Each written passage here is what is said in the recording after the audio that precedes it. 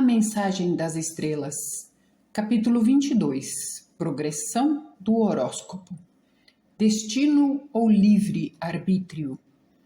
Quando uma corrente é submetida a uma tensão, ocorrem imperfeições em alguns dos seus elos, e o elo mais fraco se romperá primeiro. Do mesmo modo, no caso do corpo denso, há certos pontos fracos inerentes, e esses são indicados no horóscopo. A partir do momento do nascimento, submetemos nosso corpo a uma tensão constante, e com o tempo a fraqueza dos diversos pontos se manifesta como doença. O movimento dos astros, depois do nascimento, determina o tempo em que algum elo em particular pode se romper. Esse movimento dos astros no horóscopo é chamado de progressão.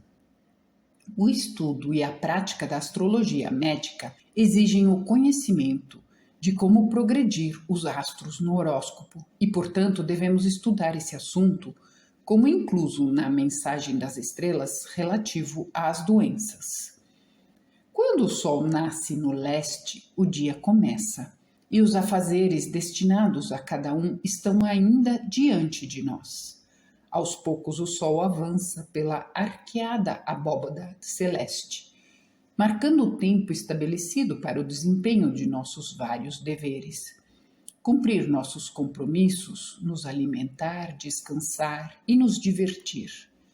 E quando ele completa seu curso no dia e deixa de iluminar nossa esfera de ação, sua ausência nos convida a dormir, até que a aurora de um novo dia nos apresente a oportunidade para a continuação das atividades interrompidas no dia anterior. Se o Sol permanecesse estacionário em determinado ponto do céu, não serviria como um marcador de tempo. Mas como está hoje, todos os acontecimentos de nossas vidas são fixados por sua progressão. O horóscopo é um mapa dos céus para o período de tempo em que o místico Sol da vida nasce e nos desperta do longo sono entre duas vidas. Então nascemos no mundo físico para continuarmos os trabalhos da vida anterior, para cumprirmos os compromissos assumidos com um amigo, uma amiga, um inimigo ou uma inimiga, para colhermos o contentamento e a paz interna ou para suportarmos as maiores tristezas, que são frutos de nossa existência anterior na Terra.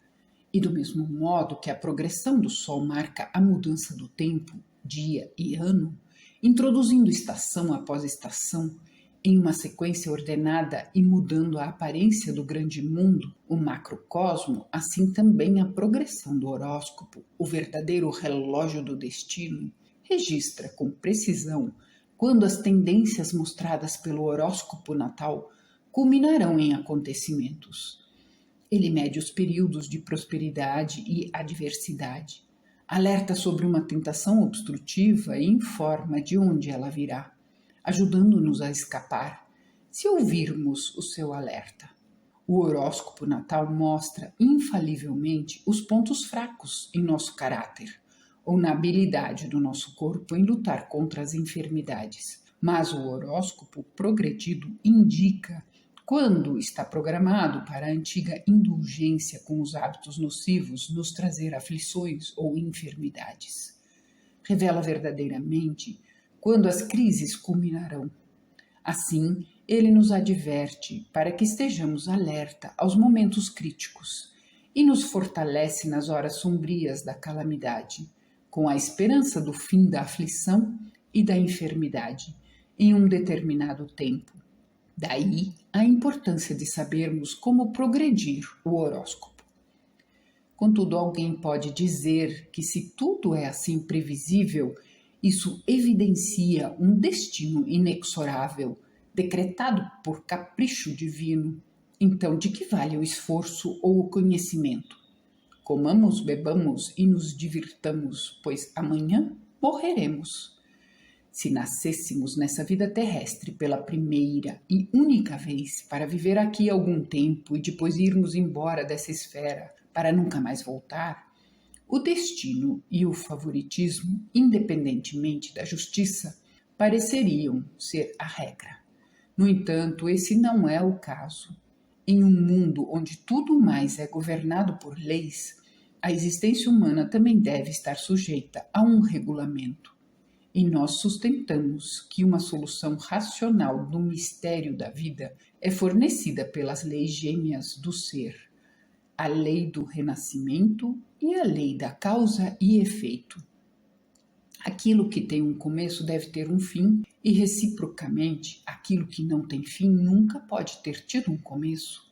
Se o espírito humano é imortal e não pode morrer, também não pode ter nascido.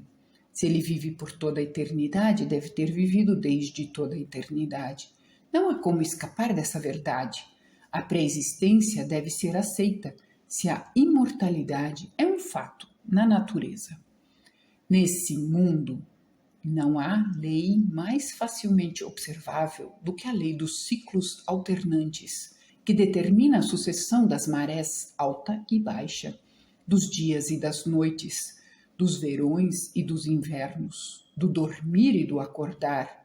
Sob a mesma lei, a vida do ser humano é vivida alternadamente no mundo físico, onde ele planta as sementes da ação e ganha experiências, de acordo com seu horóscopo. Os frutos da existência aqui, são mais tarde assimiladas como poderes anímicos nos mundos espirituais. O nascimento e a morte, portanto, nada mais são do que passagens de uma fase da vida do ser humano para outra.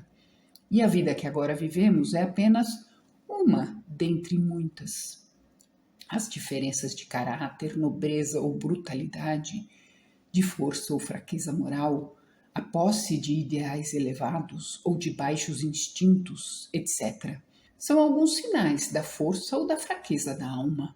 As faculdades mais belas são vestimentas gloriosas das almas nobres, formadas através de muitas vidas no caminho da existência concreta, por provas e tentações. Elas brilham com um esplendor que ilumina o caminho e o torna mais fácil ser seguido pelos outros. O nível de qualidade ou habilidade de grosseria denotam o jovem na escola da vida. Mas repetidas existências aqui apararão, no devido tempo, as ásperas arestas. O tornarão mais gentil e mais simpático, e também conseguirá expressar sentimentos mais profundos e mais nobres. O horóscopo mostra essa diferença na textura da alma, e os aspectos indicam como a alma amadurece pelas configurações caleidoscópicas dos astros em progressão, os quais sopram o fogo nas fornalhas da aflição para remover tudo que é ruim ou imoral e purificar a alma de manchas, ou fazer brilhar a coroa da virtude quando a vitória é alcançada. Mas, embora os astros mostrem as tendências com muita exatidão, há um fator indeterminável que não é mostrado.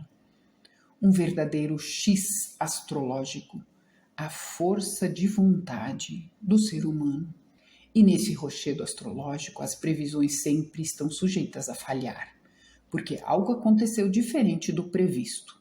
E isso, às vezes, é igual a uma situação onde somos derrotados por alguém forte demais para nós, ou por um problema difícil demais para resolvermos. E isso até mesmo para o mais cuidadoso e competente astrólogo. Muito embora a própria falha nas previsões bem fundamentadas seja a abençoada certeza de que não estamos fadados a fazer isso ou aquilo, só porque nosso horóscopo mostra que em determinado momento os raios astrais nos impelem em certa direção. Em última análise, nós somos árbitros do nosso destino. E é significativo que, enquanto para a maioria das pessoas é possível prever com absoluta certeza que os prognósticos serão confirmados, porque elas vagam pelo mar da vida levadas pela corrente das circunstâncias, as previsões para o idealista esforçado falham na proporção direta à sua realização espiritual pela sua força de vontade, a qual o eleva para a autoafirmação e resistência ao erro. Um belo poema de Ella Wheeler Wilcox transmite essa ideia de modo muito agradável. Um barco sai para leste e para o oeste um outro sai, com o mesmo vento que sopra numa única direção.